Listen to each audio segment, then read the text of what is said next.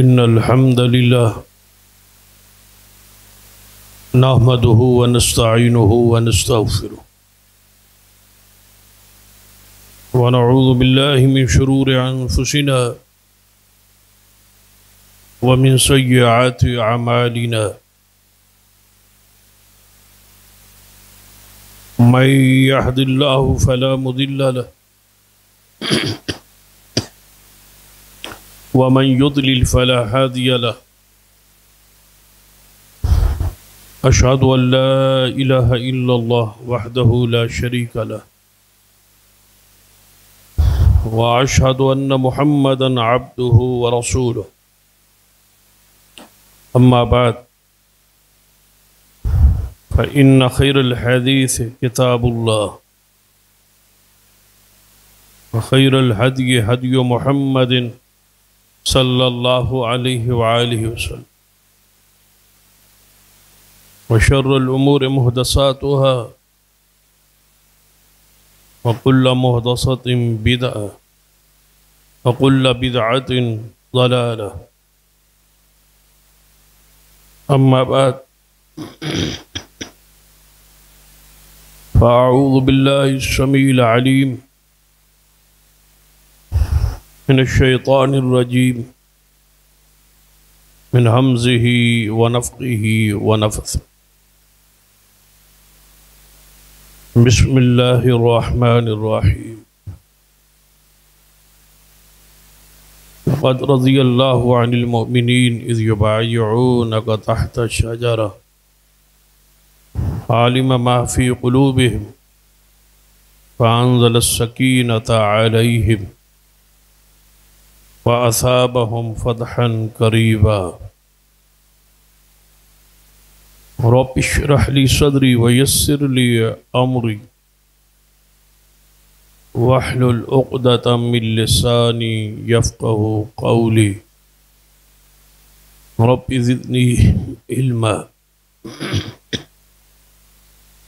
سبحان ربك رب العزة عما يصفون وسلام على المرسلين والحمد للہ رب العالمین۔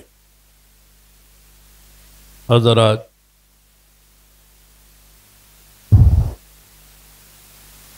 گزشتہ کئی خطبات سے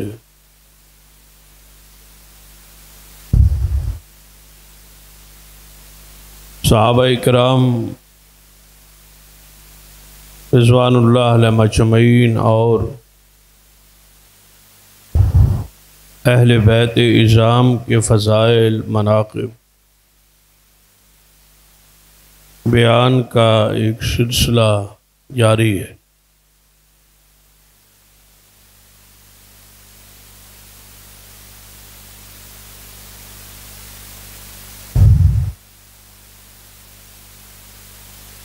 اسی تسلسل کے تحت صحابہ کرام کے حوالے سے ہی آج کی چند گزارشات عرض کرو۔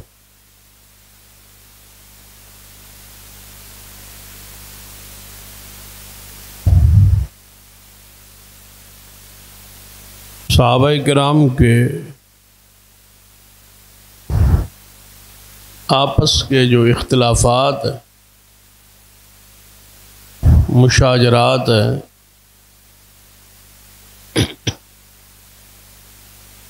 اس بنیاد پر صحابہ کرام پر تنقید طعن کا سلسلہ جاری ہے۔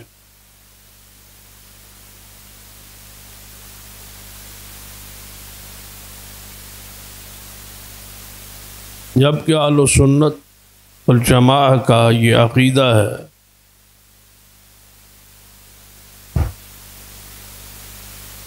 اور یہ عقیدہ اتفاقی ہے، اجماعی ہے،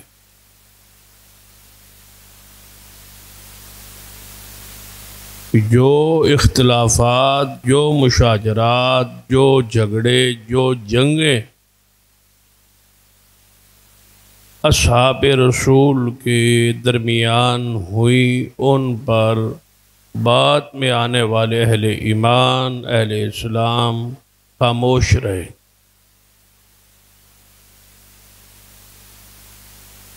اس پر بحث نہیں کریں گے اور ان اختلافات کی بنیاد پر کسی پر سب و شتم نہیں ہو۔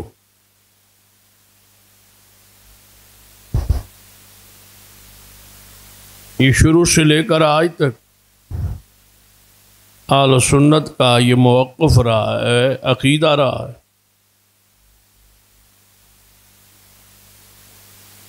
اس پر تمام محدثین نے خاموشی ہی اختیار کی اور سب کے لیے اللہ سے دعائیں کی، تعریف کرتے رہے، توصیف کرتے رہے، ان کا ذکر خیر کرتے رہے اور ان مشاجرات کو زیر باس ہی نہیں لائے۔ وہ کتابوں میں موجود رہے لیکن انہیں عوام الناس میں نہیں لایا، کیونکہ کچھ چیزیں ایسی ہوتی ہیں جس طرح کہیں ایک حدیث بھی ہے، سیدنا ابو ہریرہ رضی اللہ تعالی نبی علیہ السلام سے حدیث سنی کہ جس نے کلمہ اسلام خالص دل سے پڑھ لیا وہ جنت میں جائے۔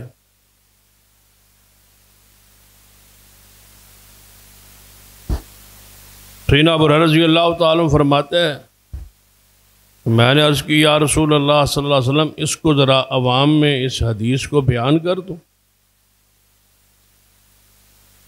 آپ نے فرمایا جاؤ بیان کر۔ تو سیدنا ابو ہریرہ رضی اللہ تعالیٰ نے بازار میں نکلے اس حدیث کے اعلان کے لیے بیان کی اور آواز دے رہے تھے کہ رسول اللہ صلی اللہ علیہ وسلم کا یہ فرمان ہے، یہ حدیث ہے۔ سیدنا عمر رضی اللہ تعالیٰ نے سیدنا ابو ہریرہ کی یہ آواز یہ بات سنی تو آئے، انہیں روکا اور ٹوکا اور فرمایا کہ واپس چلو، یہ حدیث بیان نہ کرو۔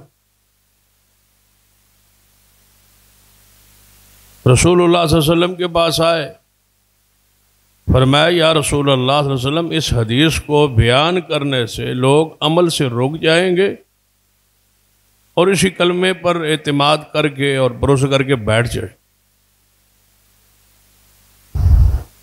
اب یہ حدیث ہے، بہت ساری باتیں ایسی ہوتی ہیں جو اہل علم کے درمیان زیر باس رہتی، عوام میں اس کو پبلک نہیں کیا جاتا، بیان نہیں کیا جاتا۔ یہ عوام الناس مختلف ذہن، مختلف فکر، مختلف عقل اور سوچ کے لوگ مالک، تو ان مسائل یا ان احکام یا ان عقائد تک ان کی اپروچ نہیں ہوتی، وہ گمراہی کا شکار ہوتے ہیں، فتنے کا شکار ہوتے۔ تو علماء اہل سنت نے ان چیزوں پر بعض کتابوں تک تو کی لیکن عوام الناس میں وہ باتیں نہیں لائے کہ اس سے صحابہ کرام کے حوالے سے کوئی فتنہ یا گمراہی یا بغض یا کینہ یا دل میں کوئی بیماری پیدا ہو، کیونکہ قرآن پاک میں ہماری حیثیت واضح ہوگی، یعنی ہر بندے کا ایک درجہ ہوتا ہے، ایک مقام ہوتا ہے۔ دیکھیں بہت ساری باتیں ہوتی جو ابھی نیا نیا عالم بنتا ہے، فارغ ہوتا ہے، جہاں کی جمعہ پڑھاتا ہے، ممبر سنبھالتا ہے،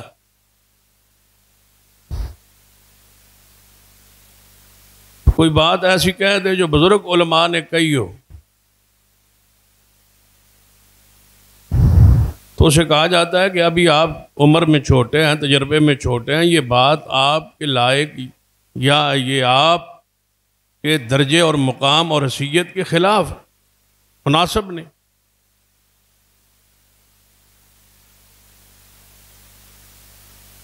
ایسے ہی پہلے بندہ اپنی حیثیت، اپنا سٹیٹس، اپنا مقام دیکھتا ہے کہ میں خود کس مقام پہ کھڑا ہوں اور باس کن پہ کر رہا ہوں، کس مسئلے کو چھیڑ رہا ہوں، کس ہستی پر میں جھرا کر رہا ہوں، میری حیثیت اور میری ذمہ داری کیا ہے، میرا فریضہ کیا ہے، اس کا تو تعین ہے قرآن کہ والذین جاءوا من بعدہم یقولون ربنا اغفر لنا ولاخواننا الذین سبقونا بالایمان ولا تجعل فی قلوبنا غلا للذین آمنوا ربنا انک رؤوف رحیم۔ یہ آیت اگر ہر مسلمان، ہر مومن، ہر اہل و سنہ سے وابستہ شخص اس آیت کو سمجھ لے، یا علماء یا مقررین واعظین اس آیت کو سمجھانے میں کامیاب ہو جائے،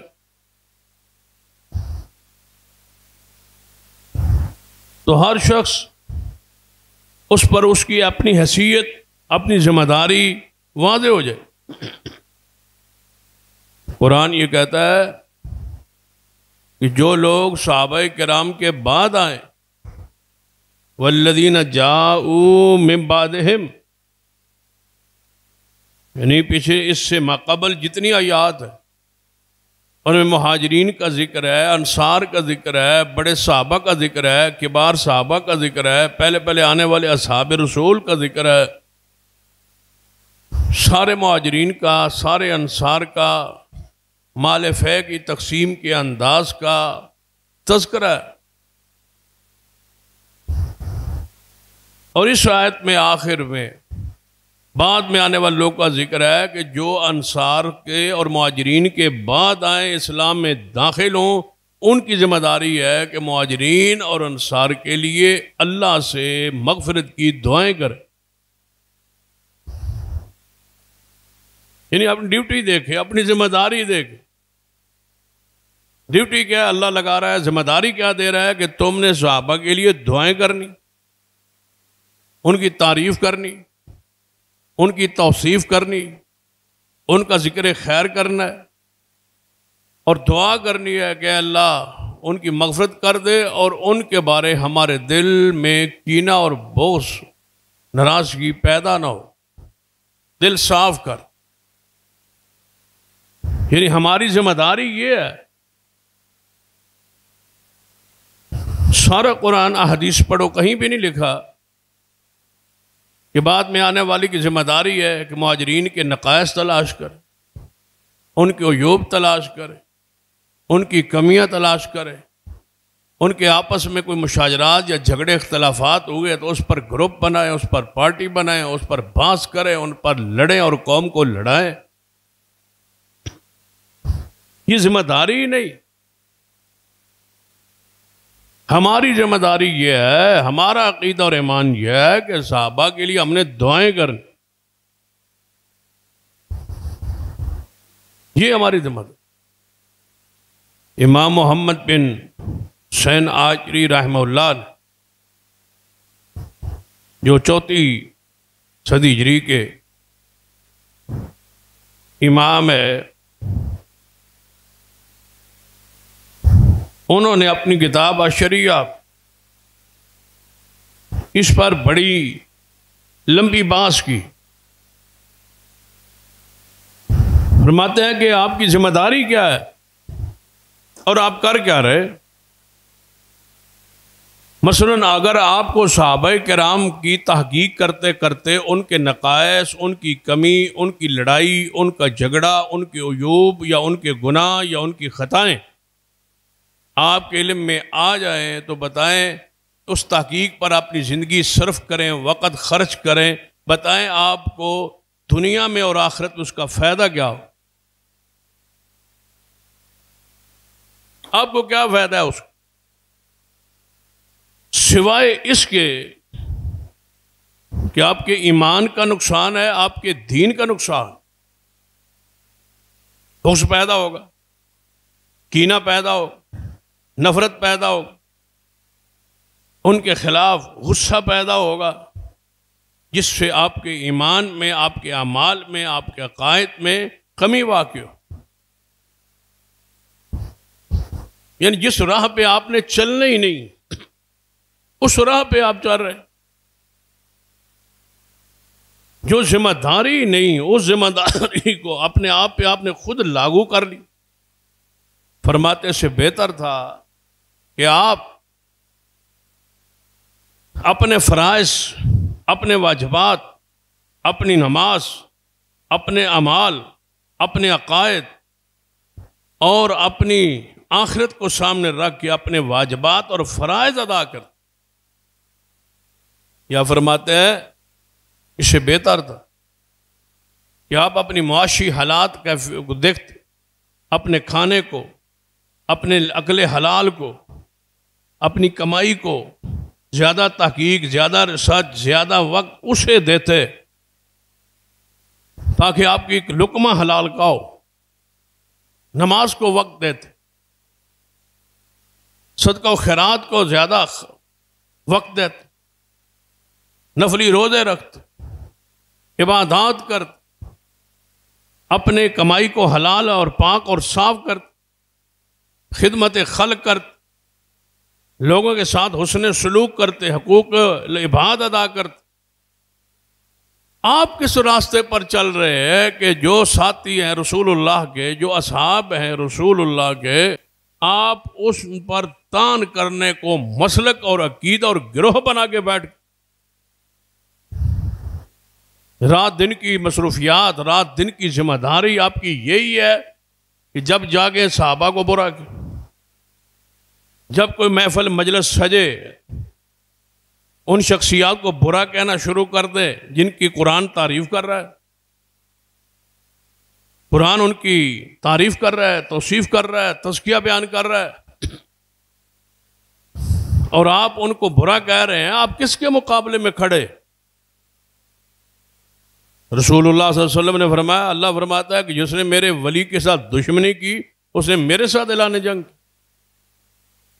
صحابہ کے اولیاء اللہ ہونے میں کیا شک شبہ ہے؟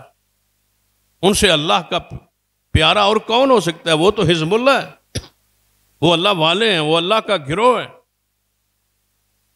اور جو اللہ کے گروہ سے دشمنی رکھتا ہے تو کیسے وہ جنگ یہ جیت سکتا ہے اللہ سے؟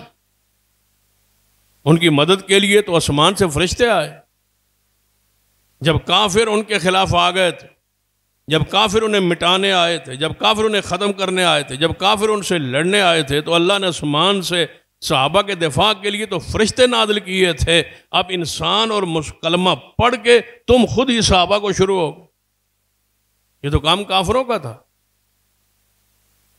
صحابہ کے خلاف میٹنگ، صحابہ کرام کے خلاف اجلاس، صحابہ کرام سے بغض، صحابہ کرام کو حضور سے جدا کرنا، صحابہ کرام کے خلاف لڑنا، صحابہ کرام کو برا کہنا، صحابہ کرام کو بے وقوف نعوذ باللہ کہنا، صحابہ کرام کے پیچھے پڑنا، صحابہ کرام کے خلاف میٹنگ اجلاس بلانا، مشاورت کرنا، اور انہیں ہر معاملے میں ان کو تنگ اور پریشان کرنا، سزائیں دینا، یہ تو کام کافروں کا ہے۔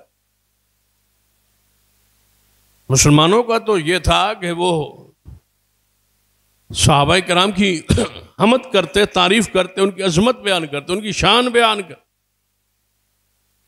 قرآن پاک میں عجیب انداز سے، قرآن پاک میں صحابہ کرام کے بارے میں بڑی پیاری بات وہ لکھتے ہیں، فرماتے ہیں کہ قرآن نے تو یہ کہا ہے کہ وَلَقَدْ عَفَا اللَّهُ عَنْهُمْ، کہ اللہ نے ان صحابہ کو معاف کر دی۔ خطائیں ہوئیں، غلطیاں ہوئیں، مشاجرات ہوئے، جھگڑے ہوئے، لیکن اللہ نے انہیں معاف کر دی۔ اب بتائیں اس کے بعد گنجائش کیا رہ جاتی ہے کہ ان پر بحث کریں کہ ان کو معاملہ تو اللہ کے ساتھ، آپ کو تو کچھ نہیں نہ بگاڑا. اگر کوئی قصور کیا ہے، فرض کیا کوئی جرم کیا ہے، کوئی گناہ کیا ہے، تو ان کا معاملہ اللہ کے ساتھ ہے، اور اللہ فرماتا ہے کہ ہم نے انہیں معاف کر دیا. قرآنی نص ہے، وَلَقَدْ عَفَا اللَّهُ عَنْهُمْ وَلَقَدْ عَفَا عَنْكُمْ. اللہ نے تمہیں معاف کر دیا، اللہ نے ان صحابہ کو معاف کر دیا. معافی کے بعد ایک تو ہوتا ہے نا، ایک بندہ توبہ کرتا ہے، مثلا آپ کے علم میں آ گیا فلاں بندے نے غلطی کی، فلاں بندے نے گناہ کیا، یہ بات آپ کے علم میں آ گئی، پتہ چل گیا، آپ نے دیکھ لیا کہ بندے کو گناہ کرتا. اس کے بعد وہ بندہ کہتا ہے کہ یار آپ نے مجھے یہ گناہ یا کرتے دیکھا ہے، لیکن میں نے توبہ کر، میں نے اللہ سے معافی مانگ لی ہے، میں نے توبہ کر. اب بتاؤ اس کا کیا حکم ہے؟ التائب من الذنب کمن لا ذنب له. رسول اللہ فرماتے ہیں توبہ کرنے والا ایسے ہے جیسے اس نے گناہ کیا ہی نہیں. آپ اس کو کیا اس گناہ کے دوبارہ تانا دیں، اس بنیاد پر اس کو برا کہیں گے جب وہ خود کہہ رہا ہے کہ میں نے معافی مانگ لی. اب معاملہ تو اس کا اور اس کے رب کا ہے، لیکن یہ ہے عام بندے کے بارے. کیوں؟ اس لیے کہ ہو سکتا ہے اس نے توبہ کی نہ ہو اور آپ سے کہے کہ میں نے توبہ کر، اس نے معافی نہ مانگی ہو اور آپ سے آگے جھوٹ بولے کہ میں نے معافی مانگ لی ہے. صحابہ کا تو معاملہ ہی اس کے برعکس ہے. صحابہ نے کی ہے یا نہیں یہ تو معاملہ صحابہ کا ہے نا. اللہ نے خبر دے دی ہے کہ ان حکم میں نے معاف کر دیا، توبہ ان کی قبول ہو گئی. کوئی بات ہوئی توبہ قبول ہے، کوئی خطا ہوئی معافی مل گئی، معافی کی بشارت آ گئی، خبر آ گئی اللہ کی طرف سے، جنت کی خبر بھی آ گئی رب کی طرف سے، معافی کی خبر بھی آ گئی، توبہ کی قبولیت کی خبر بھی آ گئی، اللہ کے راضی ہونے کی خبر بھی آ گئی. اس کے بعد بھی صحابہ کو برا کہا. عجیب بات ہے، اور عجیب وہ لوگ ہیں، اور کتنے دل اور سوچ اور فکر سیاہ ہو چکی ہے کہ صحابہ کرام جن کی یہ ساری بشارت اللہ نے معاف کر، اللہ نے توبہ قبول کر. دیکھیے نا، حضرت عائص بن عمر رضی اللہ تعالیٰ، یہ صحابی رسول، یہ تھے عبید اللہ بن زیاد کے پاس. ابن زیاد آپ کے علم میں کہ سیدنا حسین ابن علی رضی اللہ تعالیٰ جب کربلا میں شہید ہوئے تو یہی گورنر تھا. ابن زیاد کے حوالے سے بہت کچھ آپ نے سنا. تو صحیح مسلم میں یہ روایت، عائص بن عمر رضی اللہ تعالیٰ ابن زیاد کے پاس کھڑے ہیں اور فرماتے ہیں کہ اے ابن زیاد، سب سے بدترین وہ شخص ہے جو حاکم ہو اور عوام پر ظلم کر. سب سے برا وہ شخص کہ ہو حاکم اور رعایا پر ظلم کر. اور میں تجھے نصیحت کرتا ہوں، وصیت کرتا ہوں، سمجھاتا ہوں کہ تو نے ایسا نہیں کر. ابن زیاد غصے میں آئے، کہتا ہے تو آپ کیا ہیں، آپ کا درجہ کیا ہے، تو ایک فضول سا صحابی ہے. نعوذ باللہ. اس طرح یعنی کہ غصے میں بادشاہ کہتا ہے آپ ایک فضول آدمی. تو حضرت عائص بن عمر نے فرمایا تھا کہ رسول اللہ کا صحابی کبھی فضول نہیں ہو سکتا. اتنی ساری حاکم کی جرح پر صحابی رسول بول رہا ہے کہ صحابی رسول کو یہ فضول کا جملہ بھی آپ نہیں کہہ سکتے. وہ صحابی تو سارے قیمتی شخصیات ہیں، صحابی تو سارے اچھے. اتنی ساری جرح بھی صحابی رسول نے برداشت نہیں کی کہ اس نے صرف انہیں نہیں صحابہ کو بھی ساتھ تان میں رکھا ہے. آپ نے فرمایا نہیں، صحابی فضول نہیں ہوتے، صحابی رسول اللہ کے قیمتی شخصیات کا نام. صحابہ کرام کے بارے میں تو قرآن کنتم خیر امہ کہتا. جب رسول اللہ نے اس آیت کو پڑھا تھا تو سامنے کون تھے؟ کون تم. بھلا ہم کہیں عجیب بات ہے کہ آج کے سارے مسالے کے لوگ یہ آیت پڑھتے ہیں اور کہتے ہیں کہ رسول اللہ کی امت ساری امتوں سے افضل ہے، ساری امتوں سے بہتر ہے. قرآن کہتا ہے کنتم خیر امہ. یہ آیت سارے پڑھتے، بریلوی ہو، دیوبندی ہو، سنی ہو، شیعہ ہو، سارے یہ کہتے ہیں کنتم خیر امہ، تم بہترین امت ہو. قرآن کہہ رہا ہے یہ آخری امت سب سے بہترین ہے. قرآن کہہ رہا ہے. اور جن سے امت شروع ہو رہی، جن سے امت شروع ہو رہی، جن سے امت رسول اللہ کی بن رہی، جہاں سے امت کا آغاز ہو رہا ہے، جو امت کی اساس اور بنیاد ہے، یہ موجود تھے سامنے حضور کے تو یہ آیت آئی تھی کنتم خیر امہ. وہ اس سے خارج کیسے ہو گئے؟ وہ باہر کیسے ہو گئے؟ میں آج اس آیت کو پڑھوں اور اب پوری جماعت پہ فٹ کروں کہ کنتم خیر امہ، تم بہترین امت ہو. کسی اور مسلک کا کوئی عالم کہے، آیت پڑھے کنتم خیر امہ، تم بہترین ہو. جب رسول اللہ نے اس آیت کو پڑھا ہوگا تو سامنے امت سے مراد تو محمد کے صحابہ تھے. تو کنتم خیر امہ سے صحابہ کو نکالتے ہو، ان کو برا کہہ رہے ہو. اس لیے امام ابن حجر رحمہ اللہ نے فرمایا تھا کہ تم سے تو عیسائی بہتر ہے. رافضیوں کو مخاطب ہو کے کہتے ہیں، منکرین اصحاب رسول کو، تنقید کرنے والے اصحاب رسول کو کہتے ہیں تم سے تو عیسائی بہتر ہے. کیونکہ جب ان سے پوچھا جائے کہ تمہارے مذہب کے سب سے بہترین لوگ کون ہیں تو عیسائی کہتے ہیں ہمارے عیسیٰ ابن مریم کے جو حواری تھے، ہمارے مذہب کے وہ بہترین لوگ. پھر کہتے ہیں تم سے تو یہودی بہتر ہیں. یہودیوں سے سوال ہو کہ تمہارے مذہب کے بہترین لوگ کون ہیں تو وہ کہتے ہیں موسیٰ علیہ السلام کے ساتھی. فرماتے ہیں تم کتنے برے ہو جب تم سے پوچھا جائے کہ تمہارے اسلام کے اس مذہب کے سب سے برے لوگ کون ہیں تو تم کہتے ہو ہم اچھے ہیں، محمد کے صحابہ برے تھے. نعوذ باللہ. فرمایا تم سے برا کون ہو سکتا ہے؟ یہ کام تو یہودیوں عیسائیوں نے اپنے نبی کے ساتھیوں کے ساتھ ظلم نہیں کیا جو آپ نے کی. فطری بات ہے. کسی جماعت کو چھیڑ لیں، پوچھ لیں، وہ سارے یہ کہیں گے کہ ہمارے جماعت کے جو بانی ہیں، جو قائد ہیں، جو اس کے ساتھی ہیں وہ ٹھیک ہیں، وہ سچے ہیں، وہ کھرے ہیں، وہ وفادار ہیں. کیسے امت ہی ہے کہ کلمہ رسول پاک کا پڑھتے ہیں اور کہتے ہیں جو ہمارے رسول کے ساتھی ہیں وہ ٹھیک نہیں. رسول کیسا ہے؟ جس کے ساتھی ٹھیک نہیں. رسول کیسے ہے؟ جن کے رات دن اٹھنے والے، ساتھ بیٹھنے والے وہ ٹھیک نہیں، جن کی بیویاں بھی ٹھیک نہیں، بیٹیاں بھی ٹھیک نہیں، سسرال بھی ٹھیک نہیں، داماد بھی ٹھیک نہیں. بتاؤ پھر رسول کو مانا تو کیسے مان؟ کیا مانا ہے رسول اللہ صلی اللہ علیہ وسلم؟ کوئی ہے جو ہماری اس درد پر، اس تکلیف پر، اس پیغام پہ غور کرے؟ کیا مانا ہے آپ نے رسول اللہ صلی اللہ علیہ وسلم؟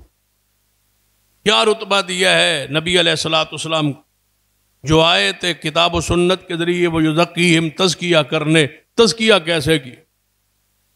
دلوں کو صاف کرنے آئے تھے، پاک کرنے آئے. رسول اللہ آئے اس لیے تھے کہ پاک کریں. کہاں حضرت شیخ القرآن رحمہ اللہ فرمایا کرتے تھے کسی استاد کو 100 کی کلاس دے دی جائے، 100 بندوں کی کلاس دے دی جائے کہ آپ ان کو پڑھانا ہے، سمجھانا ہے، ان کے اخلاق، ان کے آداب، ان کے عقائد، ان کے اعمال آپ نے درست کرنے ہیں، اور 23 سال کے لیے 100 کی کلاس دے دی.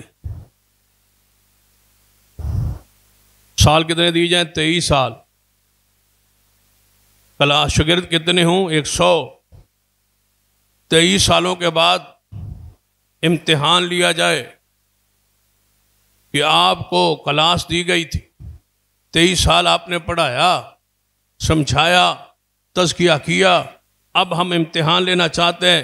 جب امتحان لیا تو 97 ہوئے فیل اور 3 ہوئے پاس۔ بتاؤ استاد انعام کے لائق کیسا استاد ہے؟ 23 سالوں میں 100 میں سے 97 فیل ہوئے، 3 پاس ہوئے، رزلٹ کتنا ہوا؟ 3%۔ اب آپ بتائیں، پاکستان کا یہی قانون ہے کہ 3% رزلٹ والے استاد کو انعام دیا جاتا۔ کیا کہہ رہے ہیں آپ کہ حضور کو جتنے صحابہ دیے تھے سارے حضور کی وفات کے ساتھ ہی پھر گئے، 3 پاس ہوئے، 3 رہ گئے۔ قصور شاگردوں کا ہے یا استاذ کا ہے؟ قابل تعریف شاگرد ہے یا قابل تعریف استاد ہے؟ وَيُعَلِّمُهُمُ الْكِتَابَ وَالْحِكْمَةَ وَيُزَكِّيهِمْ۔ شیخ القرآن رحمہ اللہ فرمایا کرتے تھے درخت کی قدر و قیمت پھل سے معلوم ہوتی، پھل صحیح نہ ہو تو درخت بیکار ہے۔ جس رسالت کے، جس شجرہ طیبہ کے، جس دین اسلام کے درخت کے پھل صحابہ ہیں اور وہی ناکام ہے، بتاؤ اس اسلام کے، اس کے درخت کا فائدہ کیا؟ جتنے درخت پہ پھل لگے سارے بیکار تھے، نعوذ باللہ، سارے ہی کڑوے تھے، سارے ہی بے دین تھے، سارے ہی منافق تھے، سارے ہی پھر گئے تھے، سارے اندر سے کھوٹے تھے۔ بتاؤ نعوذ باللہ، اس سے بری بات اور کیا ہو سکتی؟ صحابہ کرام کے حوالے سے انتہائی محتاط اہل ایمان پہ فرض ہے احتیاط پر۔ صحابہ کرام کے بارے میں امام محمد کا میں وہ اقوال پڑھ رہا تھا آپ کے سامنے، ان کی بات کا خلاصہ بیان کر رہا۔ فرماتے ہیں اپنی نماز اور آخرت کو چھوڑ کے تم صحابہ کے پیچھے پڑ گئے، جن کی تعریف قرآن کر رہا ہے اور جنہیں قرآن کنتم خیر امہ کہہ رہا ہے کہ یہ بہترین امت ہے، بہترین امت۔ اس کے ساتھ ذرا حدیث جوڑیے، حضور نے کی فرمایا، آپ کا فرمان وہ سنی، فرمایا خیر الناس قرنی، بہترین میرے زمانہ بہترین زمانہ ہے، میرے زمانے کے لوگ بہترین ہیں۔ یہ رسول اللہ فرمایا، رسول اللہ فرماتا ہے میرے زمانے کے بہترین لوگ ہیں۔ تم کہتے ہو کہ حضور کے زمانے کے بدترین لوگ ہیں، نعوذ باللہ۔ قرآن کہتا ہے کنتم خیر امہ، حدیث کہتی ہے خیر الناس، خیر القرون کرنی، بہترین زمانہ میرا ہے، میرے زمانے کے لوگ بہترین ہیں۔ ثم الذین یلونہم ثم الذین یلونہم، پھر ان کے ساتھ والے، پھر ان کے ساتھ والے، ان کے بعد آنے والے، پھر ان کے بعد آنے والے۔ رسول اللہ فرماتے ہیں کہ میرے صحابہ اور صحابہ کے بعد تابعین اور تابعین کے بعد تبع تابعین، یہ بہترین لوگ ہیں میری امت کے۔ محمد مصطفیٰ فرما، اس سے بڑا تزکیہ آج کل یہ جو لفظ مشہور ہے نا، تزکیہ لیتے لوگ آتے ہیں، وہ مسجد ہم نے بنانی ہے، مدرسہ ہم نے بنانا ہے، تزکیہ آپ جاری کر۔ تزکیہ کیا ہوتا ہے؟ یہاں مسجد بن رہی، یہ اس کا سفیر ہے، یہ اس کا فنڈ اکٹھا کرے گا، یہ ہمارے نزدیک امانت دار ہے، اور یہ فنڈ جو لائے گا یہ امانت دار بندہ ہے، اس کو اس مسجد کا فنڈ۔ یہ تزکیہ ہے سفارت کے۔ ایسے ہی تزکیہ ہوتا ہے طلباء کے، جس کو آپ کریکٹر سرٹیفکیٹ کہتے ہیں۔ ایک سکول سے دوسرے سکول میں، سکول سے کالج میں منتقل ہوتے ہوئے جاتے ہوئے ساتھ کریکٹر سرٹیفکیٹ لگتا ہے، تزکیہ لگتا ہے. وہ ہیڈ ماسٹر گارنٹی دیتا ہے کہ ہمارے پاس اتنے سال پڑھا ہے، اس کو ہم نے بہترین پایا. بچے بڑی یونیورسٹیوں میں داخلہ لیتے، مدارس دینیہ کے طلباء جو ہیں وہ باہر کی یونیورسٹی، مدینہ یونیورسٹی میں جاتے ہیں تو علماء کا وہ کہتے ہیں سکہ علماء ہوں جو ہمارے ہاں معروف ہوں، جن کو ہم جانتے ہوں، ان کی عدالت کو جانتے ہوں، وہ تزکیہ جاری کرے کہ یہ بچہ صحیح العقیدہ ہے اور یہ پڑھنے کے لیے کریکٹر، اس کا کردار درست ہے، اس کا تزکیہ. فوج میں، پولیس میں بندہ بھرتی ہوتا ہے تو مقامی تھانے سے اس کا سرٹیفکیٹ کریکٹر لیا جاتا. اس پر کوئی مقدمہ تو نہیں، یہ بندہ کسی مقدمے میں مطلوب تو نہیں، اس کا کردار صاف ستھرا ہے. اس کو پوری تحقیق ریسرچ کے بعد اسے رکھا جاتا. یہ تزکیہ کب سے شروع ہوا؟ یہ محمد مصطفیٰ نے صحابہ کا تزکیہ کیا اور رب نے بیان فرمایا وَيُزَكِّيهِمْ کہ آپ کی ذمہ داری ہے کہ ان صحابہ کا تزکیہ کرنا ہے. آپ حضور نے تزکیہ کیا، رب نے کہا امتحان ہم لیں گے خود. تزکیہ کون کرے گا؟ محمد مصطفیٰ. اور امتحان کون لے گا؟ اللہ. کہ آپ تزکیہ کر لیں، جب یہ تزکیہ ہو جائے پھر ہم امتحان لیں، پھر امتحان کے بعد اس کا رزلٹ اور نتیجہ آئے اور اللہ اعلان کرے گا کہ ہم نے اس کو کیسے. دنیا کے امتحانی نظام میں تو نقل کی، رشوت کی گنجائش ہے، ہوتی ہے، چلتی ہے، جعلی نمبر لگتے ہیں، لگائے جاتے ہیں، یہ سلسلہ چلتا رہتا ہے کیونکہ ان کی امتحان زہر کا ہے. یا انٹرویو کوئی لے گا تو اس کا زہر کا امتحان لیا جا سکتا ہے، اندر کا امتحان نہیں لیا جا سکتا. کتنے بڑے بڑے افسر، کتنے بڑے بڑے اعلیٰ عہدوں پہ فائز لوگ، سارے انٹرویو، سارے تزکیے، سارے کردار جناب گزار کے آگے جاتے ہیں تو سمجھ آتی ہے کہ یہ تو جاسوس تھا. اندر جا کے پتہ چلتا ہے اس کے عمل سے. لیکن جب اللہ خود امتحان لے تو وہ صورت تو لیتے ہی نہیں، وہ تو لیتے ہی دل کا ہے. اللہ تعالیٰ نے امتحان لیا اور فرمایا، قرآن پاک کو پڑھیں، امتحان لیا اور پھر امتحان کا ذکر کیا. ان الذين يغضون اصواتهم عند رسول الله اولئك الذين امتحن الله قلوبهم للتقوى.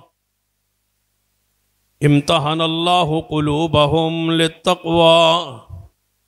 امتحان اللہ فرماتا ہے امتحان لیا ان کا کس نے؟ اللہ. قلوبہم للتقوی، صورت کا نہیں، ہم نے امتحان لیا ان کے دل کا، تقوی کا. التقوی ہا ہونا، التقوی ہا ہونا، تقوی یہاں ہوتا ہے، تقوی دل میں ہوتا ہے. للتقوی، تقوی کا امتحان لیا، اندر دیکھا صحابہ کا کیا ہے. للتقوی اعلان کیا ہوا لہم مغفرۃ وَأَجْرٌ عظیم. فرما جاؤ ہم نے تمہارے دل کو دیکھ لیا، ہماری بخشش تمہارے لیے. فرماتے ہیں کہ جب اللہ نے امتحان لیا اور کامیابی کا اعلان کیا اور فرمایا کہ تمہارے تقوی ہے دل میں، اولئک کتب فی قلوبہم الایمان، جاؤ تمہارے دلوں میں اللہ نے خود ایمان لکھ دیا ہے. ایمان لکھا کس نے؟ اللہ نے. مٹایا کس نے؟ یہ کچی پینسل کے ساتھ نہیں لکھے جاتے، کوئی اس کے اوپر ریموور نہیں پھیرا جا سکتا. پتہ ہے یہ کس قلم کے ساتھ لکھے ہوئے ہے؟ نون والقلم وما یسطرون. لکھنے والا اللہ ہے. اولئک کتب فی قلوبہم الایمان، اللہ فرماتے ہیں ہم نے صحابہ کے دل میں ایمان لکھ دیا ہے، وہاں تک کوئی پہنچے تو مٹائے، وہاں تک پہنچتے ہوئے تو یہ مقام شہادت پہ پہنچ جائیں گے۔ ہاتھ پہ لکھا ہوا مٹ سکتا ہے، کپڑے پہ لکھا ہوا مٹ سکتا ہے، کاغذ پہ لکھا ہوا مٹ سکتا ہے، دل پہ لکھا ہوا کبھی مٹتا نہیں اور نہ کوئی مٹا سکتا۔ لکھنے پر بھی وہی قادر ہے اور مٹانے پر بھی وہی قادر ہے۔ امام محمد فرماتے ہیں کہ قرآن ان کی تعریف کر رہا ہے اور آپ ان کو برا کہہ رہے ہیں۔ قرآن کیا کہہ رہا ہے؟ لَقَدْ رَضِيَ اللَّهُ عَنِ الْمُؤْمِنِينَ إِذْ يُبَايِعُونَكَ تَحْتَ الشَّجَرَةِ فَعَلِمَ مَا فِي قُلُوبِهِمْ فَعَلِمَ مَا فِي قُلُوبِهِمْ۔ صحابہ کے دلوں کا ذکر ہو رہا ہے، شکل صورت کی تو بات ہی نہیں ہے۔ شکل میں ابو لہب جیسا کوئی خوبصورت نہیں ہوگا مکے کے لوگوں میں، عوام الناس میں۔ ابو لہب کہتے ہی اس واسطے ہیں ان کو کہ اس کے چیلوں سے، اس کے چہرے سے شعلے سرخی کے، سفیدی کے، اتنا خوبصورت تھا، لیکن برباد ہوا محمد مصطفیٰ اور صحابہ کی مخالفت۔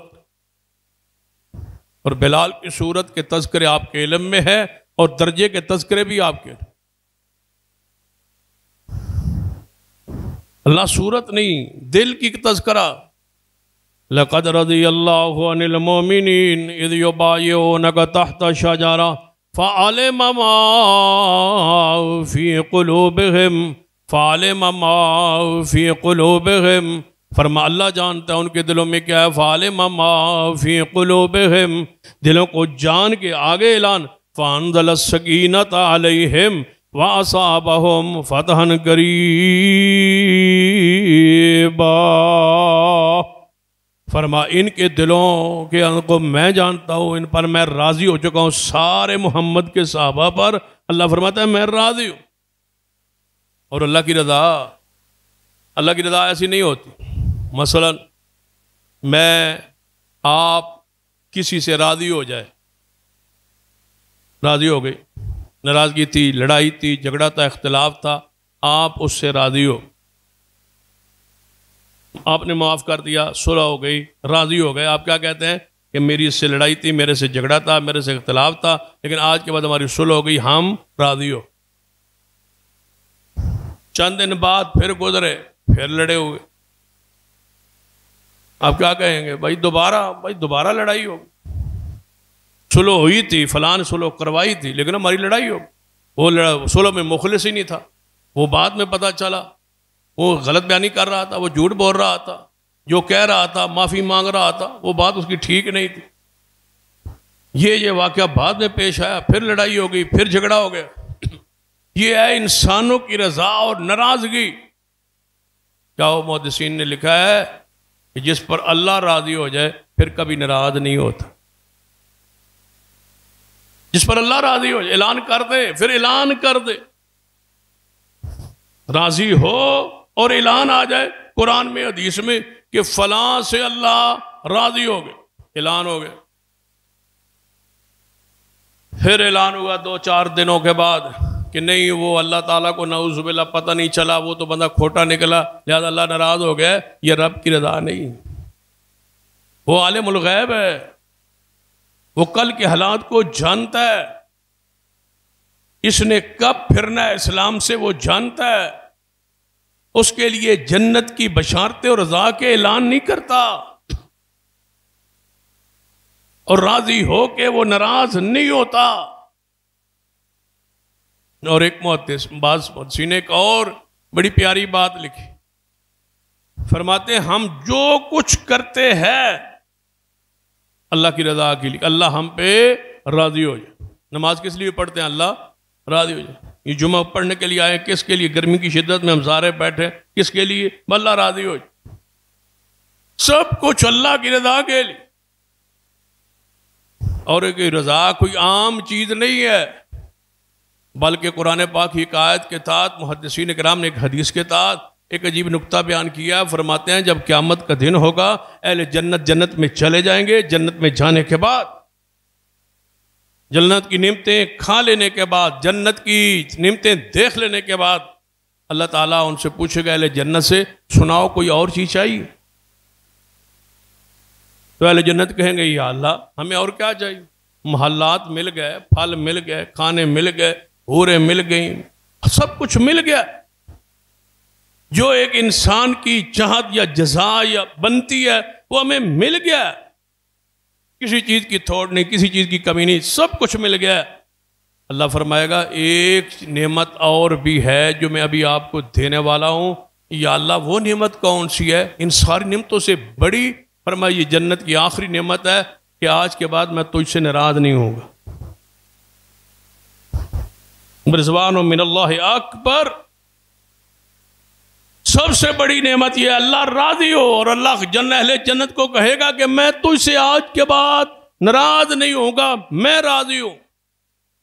فرماتے ہیں کہ عام آدمی کے لیے، عام جنتی کے لیے یہ جنت کی آخری جو نعمت ہے کہ اللہ ان سے کبھی ناراض نہیں ہوگا، صحابہ کو اللہ نے یہ نعمت دنیا میں ہی عطا فرما دی۔ یہاں سے کہا جا سکتا ہے کہ جہاں آج سے لے کر صحابہ سے پہلے تک، اور صحابہ سے لے کر آج تک، اور آج سے لے کر قیامت تک آنے والے آخری مومن اور جنتی سب کا مقام اکٹھا ہو جائے، جہاں سب کا درجہ، شان، مقام کی انتہا ہوتی ہے، وہاں محمد کے صحابی کے درجے کی ابتدا ہوتی ہے۔ وہاں کون پہنچ سکتا ہے؟ کتنا ہے بد نصیب جو ان کو برا کہتا ہے، ان پر تان کرتا ہے، ان کے اعمال کریدتا ہے، تلاش کرتا ہے کہ ہمیں صحابہ کے نقائص ملے اور ہم انہیں برا کہیں۔ امام محمد بن حسین کا وہ میں آپ کو سنا رہا جو انہوں نے اپنی کتاب اشریہ میں تبصرہ کیا ہے، وہ بڑا پیارا، ذرا اس پہ ذرا غور کریں، آخری بات پہ توجہ کریں کہ 3 اصحاب ہے، غزوہ تبوک ہے، اور تینوں یہ صحابہ جنگ سے، غزوے سے پیچھے رہے۔ کعب بن مالک ہیں، حضرت مرارہ ہیں، حضرت ہلال ہیں، یہ 3 صحابہ ہیں اور تینوں جنگ سے پیچھے رہے، کیونکہ موسم گرمی کا تھا، فصل کھجور کی پک گئی تھی، تیار ہو گئی تھی۔ رسول اللہ نے تبوک کا سفر کرنے کا اعلان کیا، تعداد کی، وسائل کی کمی تھی، سفر لمبا تھا، اسے حدیث میں جیش الاسرہ کہا جاتا ہے، تنگی کا لشکر۔ قرآن نے اس کو فی ساعت الاسرہ کہا ہے۔ قرآن اور حدیث آپس میں کتنی مطابقت ہے۔ ساعت الاسرہ، جیش الاسرہ، جس کی تیاری کے لیے سیدنا عثمان نے بہت سارا مال پیش کیا، یہ 3 صحابہ پیچھے رہے۔ ایمان میں مخلص، عقیدے میں مخلص، رسول اللہ کے لیے محبت، پیار، جنگ میں نہ جا سکے، باوجود حکم رسول کے نہ جا سکے، بس مدینے میں منافقین رہ گئے، یا مدینے میں معذور صحابہ رہ گئے، یا بیمار رہ گئے، یا عورتیں یا بچے رہ گئے، یا پھر بوڑھے لوگ رہ گئے، یا پھر سیدنا علی رضی اللہ تعالیٰ عنہ حضور نے فرمایا کہ آپ یہاں رہیں، لمبا سفر ہے، پیچھے اہل بیت کے معاملات کا، گھر کے معاملات کا خیال رکھنا، آپ یہاں رہیں۔ سیدنا علی نے اس کو پسند تو نہیں کیا، پیچھے جا پہنچے تھے، یا رسول اللہ، منافق کہتے ہیں ہم نہیں گئے تو علی پاک بھی نہیں گئے۔ فرمایا تم نہیں آئے تو اللہ اور اس کے رسول کی مرضی سے نہیں آئے، وہ نہیں آئے تو وہ اپنی مرضی سے نہیں آئے۔ تیری میری مثال تو وہی ہے جو موسیٰ علیہ السلام اور ہارون علیہ السلام کی تھی، لیکن میرے بعد کوئی نبی نہیں ہے، آپ جائیں پیچھے رہیں۔ سیدنا علی حضور کے خاندان، گھر کا، اپنے معاملات کا، اہل بیت کے نگرانی کے لیے پیچھے رہے، رسول اللہ نے چھوڑا۔ باقی جو منافقین تھے وہ ویسے نہیں گئے، منافق تھے یا معذور صحابہ۔ حضرت کعب فرماتے ہیں میرے پاس مال دولت کی ذرا فراوانی تھی، اور جب مال آ جائے، دولت آ جائے، پیسہ آ جائے، کاروبار چل جائے، پھر بندے کی وہ حالت، وہ پوزیشن میں کچھ نہ کچھ فرق آتا ہے۔ حضرت کعب فرماتے ہیں کچھ مال دولت کی وجہ سے نا کچھ میرے اندر وہ ساری چیزیں کچھ آ بھی گئی تھیں، لیکن میرے خیال میں یہ تھا کہ میں پہنچ جاؤں گا، یہ قافلہ جا رہا ہے میں بھی پیچھے پہنچ جاؤں، گھوڑا ہے میرے پاس، سواری ہے، وہ تیز ہے اور اچھی ہے، میں پیچھے سے پہنچ جاؤں گا، جانے دے، آج چلتا ہوں، آج چلتا ہوں، آج چلتا ہوں، میں نہ جا سکتا۔ پھر میرے دل میں خیال آیا کہ ہزاروں صحابہ ہیں، ہمارا کون سا کوئی اتنا درجہ ہے، اتنا مقام ہے، اتنے کوئی مشہور اور بڑے لوگوں میں ہمارا شمار ہے، ہم تو عام سپاہی ہیں، عام ساتھی ہیں حضور کے، حضور نے کب ہمیں وہاں یاد کرنا ہے، کب ہمیں سنبھالنا ہے، بڑوں کا ذکر ہوگا، ہزاروں لوگ ہیں، ہم کہاں نہ بھی گئے تو بات بن جائے۔ اللہ کا امر، جب تبوک میں رسول اللہ پہنچے، سب سے پہلے آپ نے سوال کیا کعب بن مالک کا، جو کہتے تھے نا ہم نے کس نے یاد کرنا، رسول نے پوچھ ہی اس کا لیا، فرمایا کعب کا ہے۔ صحابہ نے کہا یا رسول اللہ صلی اللہ علیہ وسلم آج کل کعب کے پاس مال ہے، دولت ہے، کاروبار ہے، آج کل جہاد، پھر اس معاملے میں کون نکلتا ہے؟ وہ آپ نے ایسا نہ کہیں، کعب میرا سچا ہے، کعب میرا کھرا ہے، کعب میرا محبت کرتا ہے، ایسی بات نہ کہے۔ صحابہ کو حضور نے نہیں بولنے دیا صحابی کے خلاف، صحابہ کو نہیں بولنے دیا حضور نے صحابی کے خلاف، اور تم بولتے ہو 1450 سال بعد حضور کے صحابہ کے خلاف۔ میں ایسا نہ کہیں، کعب فرماتے ہیں رسول اللہ صلی اللہ علیہ وسلم تبوک سے واپس آئے، اب جب فتح ہوئی اور حضور واپس آئے، تھاک بیٹھ گئی اسلام کی، اہل اسلام کی، جو واپس آئے نبی علیہ السلام، اب منافقین، جب پھر حکومت ہو، فتح ہو، پھر لوگ آتے ہیں مبارکیں دینے کے لیے، منافقین بھی آتے ہیں، مخالفین بھی آتے ہیں، جو لوگ ساتھ نہیں دیتے وہ بھی آتے ہیں، وہ سارے اب آ رہے۔ ایسے ہی ہوتا ہے، ہمارے ہاں بھی ایسا الیکشن ہو، بندہ دوسرے کی سپورٹ کر رہا ہوتا ہے، جب اگر اللہ معاملہ ایسا ہو کہ وہ جیت جائے تو بندہ سب سے پہلے مبارک دینے اسے پہنچ جاتا، اور مبارک ہو جی، میں بھی آپ کے ساتھ ہی تھا، اندر میں ووٹ تینوں ہی دیتا۔ یعنی یہاں یہ ایک روش ہے، طریقہ کار ہے۔ منافقین آنے شروع ہو گئے، یا رسول اللہ میں نے آنا تھا لیکن میری ماں بیمار ہو گئی، یا رسول اللہ میرا فصل پک گیا تھا، یا رسول اللہ یہ مسئلہ بنا، یہ مسئلہ بنا۔ حضور فرمایا اچھا ٹھیک ہے جاؤ، کوئی مسئلہ نہیں آ سکتا، کوئی عذر ہوتے رہے، پیش ہوتے رہے، حضور قبول کرتے رہے۔ کہاں فرماتے ہیں میں بات بنانے میں، بات سمجھانے میں، دوسرے کو قائل کرنے میں میرے جیسا بندہ کوئی نہیں تھا۔ میں نے پورا طریقہ بنایا کہ حضور کے پاس جاؤں گا، یہ کہوں گا، بہانہ بناؤں گا، حضور چھوڑ دیں۔ فرماتے ہیں جب میں گھر سے بہانے بنا کے سوچ کے چلا، اور جو ہی حضور پاک کے پاس بیٹھا سارے بہانے بھول گیا۔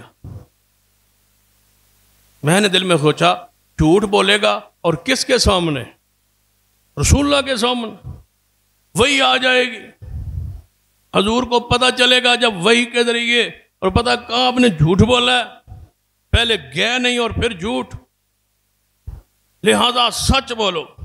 فرمایا یا رسول اللہ صلی اللہ علیہ وسلم ہم تین ساتھی، سچی بات ہے ہمیں سستی نے پیچھے چھوڑ دیا، مال کی محبت نے پیچھے چھوڑ دیا، کاروبار کی وجہ سے نہیں آ سکے۔ آپ نے فرمایا میرے صحابہ کعب اور ان کے دو ساتھیوں کے خلاف سوشل بائیکاٹ ہے، کوئی بندہ ان کو نہ بلائے، کوئی بندہ ان کے ساتھ نہ بیٹھے، ان کے معاملات، ان کے ساتھ لین دین سب کچھ ختم کر دیا جائے۔ فرماتے ہیں 40 دن ہمارا بائیکاٹ ہو گیا پورے مدینے میں، کوئی ہمیں بلاتا نہیں تھا، کوئی ہمیں ہمارے ساتھ بات ہی نہیں کرتا۔ فرمایا میرے چچا کا بیٹا، میں اسے ملنے گیا، میں نے اس کو سلام کہا، اس نے میرے سلام کا جواب نہ دیا، میں نے کہا میں مسلمان نہیں، اس نے کہا تو مسلمان ہے۔ فرمایا پھر بولتا کیوں نہیں؟ فرمایا محمد مصطفیٰ نے روکا ہے، کیوں بولے؟ رشتہ داری اپنی جگہ، محمد مصطفیٰ کی اطاعت اپنی جگہ ہے، نہیں بولنا میں نے آپ سے۔ فرماتے ہیں مدینے میں رہنا مشکل ہو گیا، مدینے کی زمین مجھ پر تنگ ہونے لگی، کوئی بولتا ہی نہیں، کوئی بلاتا ہی نہیں، بھائی کھاٹ ہے میرا۔ فرماتے ہیں میں بازار میں جا رہا تھا، وہاں سے ایک بندہ پوچھ رہا تھا کعب بن مالک کو ملنا ہے، کسی نے اشارہ کیا یہ کعب بن مالک جا رہا ہے، وہ میرے قریب آیا، اس نے کہا میں غسان کے بادشاہ کا قاصد ہوں، انہوں نے یہ خط آپ کے نام بھیجا ہے۔ فرمایا میں خط کھولا پڑھا، لکھا ہوا تھا تو بڑا لائق ذہین فتین آدمی ہے، سنا ہے تیرے نبی محمد صلی اللہ علیہ وسلم تیرے ساتھ بائیکاٹ کر دیا ہے، آپ مدینہ چھوڑ کے ہمارے پاس آ جائیں، آپ کو حکومت میں حصہ دیں گے، وزارت میں حصہ دیں گے، آپ کو مال دیں گے، دولت دیں گے۔ جب یہ خط پڑھا تو وہیں روک کے فرمایا اچھا میرے امتحان کا سلسلہ بھی جاری ہے۔ خط کو پھاڑا، تنور میں پھینکا، فرمایا غسان کے قاصد، بادشاہ کے قاصد، جا بادشاہ کو کہہ دینا کہ تیری حکومت سے محمد کی ناراضگی بہتر ہے۔ نہیں چھوڑتا محمد مصطفیٰ کو، یار ان کو برا کہا جائے، ان پر تنقید کی جائے، فرمایا نہیں چھوڑ سکتا محمد مصطفیٰ صلی اللہ علیہ وسلم کو، جا کے کہہ دے بادشاہ کو تیری حکومت تیری وزارت کچھ بھی نہیں چاہیے، بس محمد مصطفیٰ کا ساتھ۔ یہ ہیں وہ لوگ یوم لا یخزی اللہ النبی والذین آمنوا معہ، اللہ فرماتا ہے قیامت کے دن میں اپنے نبی کو اور نبی کے ساتھیوں کو رسوا نہیں کروں گا، ان کے آگے پیچھے نور روشنی دوڑتی ہو۔ اللہ کہتا ہے میں رسوا نہیں کروں گا اور تم انہیں برا کہتے ہو۔ اللہ کہتا ہے قیامت والے دن میں رسوا نہیں کروں گا، ان کے آگے پیچھے نور اور روشنی ہوگی، کن کے نہیں رسوا کروں گا؟ نبی کو اور نبی کے ماننے والوں کو، نبی کے ساتھیوں کو، محمد الرسول اللہ والذین معہ والذین آمنوا معہ، نبی اور ان کے ساتھ ایمان لانے کو اللہ رسوا نہیں کرے گا۔ حضرت کعب فرماتے ہیں میں مسجد نبوی میں آتا، نماز پڑھتا، مجھے کوئی نہیں بلاتا بھائی۔ ایک دن میں نماز پڑھ رہا ہوں، رسول اللہ بیٹھے ہیں، میں بعد میں نماز پڑھ رہا تھا، میں آیا، میں نماز پڑھنے شروع کی، رسول اللہ بیٹھے تھے، میں نے نماز کے اندر کہ حضور میری طرف دیکھتے ہی نہیں، جب میں آتا ہوں حضور چہرہ طرف پرے کر لیتے۔ میں ایک دن تجربہ کیا با حضور میری طرف دیکھتے ہیں یا نہیں، نماز میں فرماتے میں نماز پڑھتے پڑھتے آنکھ کو چرایا اور حضور کی طرف دیکھا تو حضور میری طرف دیکھ رہے تھے، جب میں نے دیکھا تو حضور نے نظر پھیر لی۔ میں نے سوچا کہ دل میں ابھی محبت ہے، پیار ہے رسول اللہ صلی اللہ علیہ وسلم، کسی عمل کسی حکم کے انتظار میں۔ فرماتے ہیں جب 40 دن ہو گئے نا تو ہمارے تینوں کے گھر پیغام آیا آج کے بعد تم اپنی بیویوں کے قریب بھی نہیں جا سکتے۔ گھر میں بیویاں موجود ہے، فرمایا بیویوں کے قریب تم نہیں جا سکتے۔ فرماتے ہیں جب 50 دن گزرے، 50 دن، آپ ام سلمہ کے گھر میں تھے، وہاں آیت نازل ہو گئی، فرمایا ام سلمہ کو حضور نے کہ ام سلمہ وہ کعب کی توبہ قبول ہو گئی، کعب کی توبہ قبول ہو گئی۔ فرمایا میں ابھی پیغام بھیجوں؟ فرمایا نہیں، وہ رات بھر سو نہیں سکے گا، سویرے اس کو بتا دیں۔ فرماتے ہیں فجر کی نماز کے بعد میں اپنے مکان کے چھت پہ تھا، نماز مسجد نبوی میں ہوئی، ایک بندہ وہاں مسجد نبوی میں جب حضور نے بیان کیا، ایک صحابی دوڑا میرے گھر کی طرف، دوڑتا آ رہا ہے، دوڑتا آ رہا ہے، کہتا ہے کعب مبارک ہو، کعب مبارک ہو، کعب مبارک ہو، تمہاری توبہ اللہ نے قبول فرما لی۔ فرمایا میرے پاس چادر، ایک بڑی قیمتی چادر تھی، میں نے اس کو بشارت سنانے کی وجہ سے اس کو تحفے میں دے دی، فوری رسول اللہ کے پاس حاضر ہو۔ فرمایا یا رسول اللہ یہ میری سچائی کی وجہ سے میری توبہ قبول ہوئی۔ اس سارا واقعہ آپ کو پتا سنایا کس لیے؟ لیٹ تاخیر کس سے ہوئی؟ کعب سے اور 2 صحابہ سے، 3 صحابہ سے۔ توبہ قبول کس کی ہوئی؟ ان 3 صحابہ کی۔ تو اللہ تعالیٰ کو کہنا چاہیے تھا نا کہ ہم نے ان کی 3 کی توبہ قبول کی، یہ کہا ہے، لیکن مفسرین نے بڑی پیاری بات کی ہے، اللہ تعالیٰ نے انداز کیسا بنایا۔ چاہیے تو یہ تھا، اللہ فرماتا ان 3 کی توبہ قبول ہے، لیکن صحابہ کا بھرم، صحابہ کی عزت، صحابہ کا نموذج، صحابہ کا وقار دیکھیے۔ اللہ تعالیٰ اس توبہ کی قبول کرنے کے بعد جو آیات نازل کی اس کا انداز دیکھیے۔ لَقَدْ تَابَ اللَّهُ عَلَى النَّبِيِّ، توبہ کس نے کی؟ صحابہ نے۔ کتنوں نے کی؟ 3 نے۔ اس توبہ کا ذکر قرآن، لَقَدْ تَابَ اللَّهُ عَلَى النَّبِيِّ، اللہ نے توبہ قبول کی اپنے نبی کی۔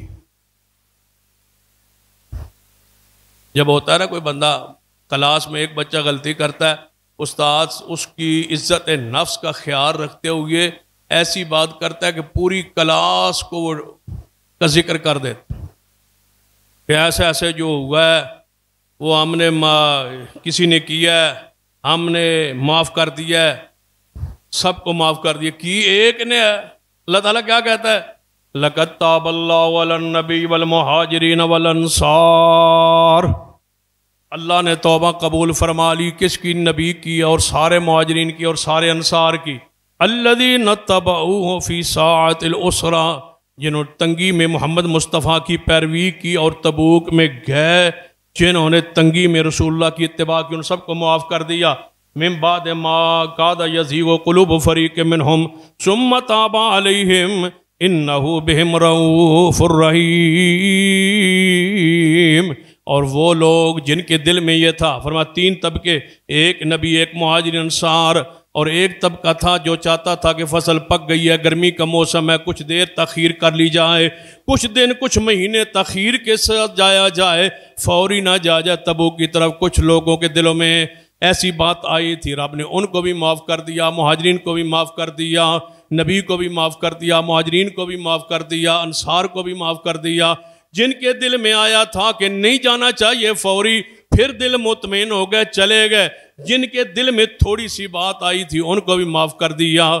سب کو معاف کرنے کے بعد فرمایا وَعَلَى الثَّلَاثَةِ الَّذِينَ خُلِّفُوا، ان تین کو بھی معاف کر دیا جو پیچھے رہ گئے تھے، ان تین کو بھی معاف کیا جو پیچھے رہ گئے تھے۔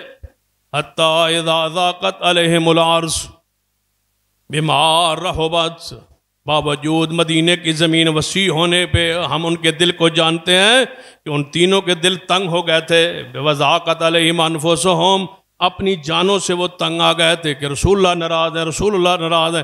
کوئی ملجا ماوا انہیں اللہ کے سوا کوئی نظر نہیں آتا تھا۔ اللہ نے ان کی توبہ قبول فرما لی۔ ان اللہ هو التواب الرحیم، اللہ توبہ قبول کرنے والا مہربان ہے۔ اللہ نے محمد کے صحابہ کی توبہ قبول کی ہے۔ جب وہ توبہ کر کے دنیا سے گئے، سارے صحابہ توبہ کر کے گئے، سارے صحابہ معافی لے کے گئے، سب صحابہ اللہ کی رضا کے ساتھ گئے، سب پر رسول اللہ کی ذات راضی تھی، سارے جنتی ہیں، سارے مغفور ہیں، سارے بخشے ہوئے ہیں، سب سے محبت، سب سے عقیدت، سب سے پیار لازم ہے۔ ان کی توہین، کفر، ضلالت اور گمراہی ہے، ان کی تنقیص کرنا یہ حرام ہے، ان سے محبت کرنا فرض ہے۔ اللہ ہمیں اس کی توفیق دے۔ اقول قولی ھذا واستغفر اللہ لی ولکم ولسائر المسلمین وآخر دعوانا الحمد للہ رب العالمین۔